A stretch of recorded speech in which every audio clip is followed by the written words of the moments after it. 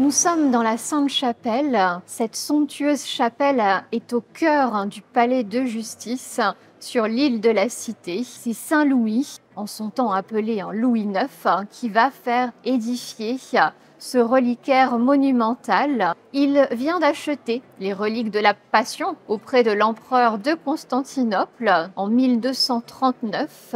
Il va faire édifier cette chapelle pour y exposer au total 22 reliques.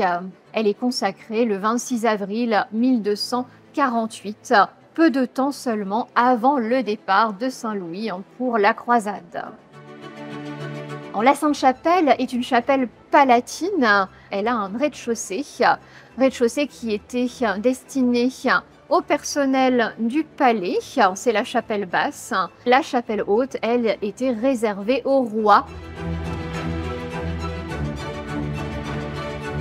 La Sainte-Chapelle est surtout connue pour ses vitraux.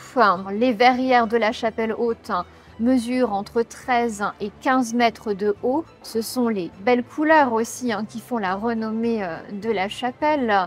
Les dominantes bleues et rouges, l'azur qui est présent sur les armoiries des rois de France et le rouge des armoiries de Blanche de Castille, la mère de Saint-Louis. On peut voir la fleur de lys et le château de Castille à de nombreuses reprises dans la Sainte-Chapelle.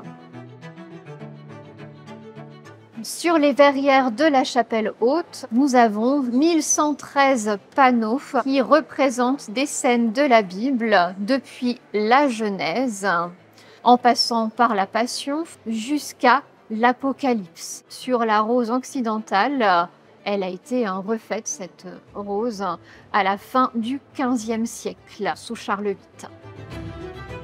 On voit la différence de style entre les grandes verrières et cette rose occidentale. Là, on est dans le style gothique flamboyant.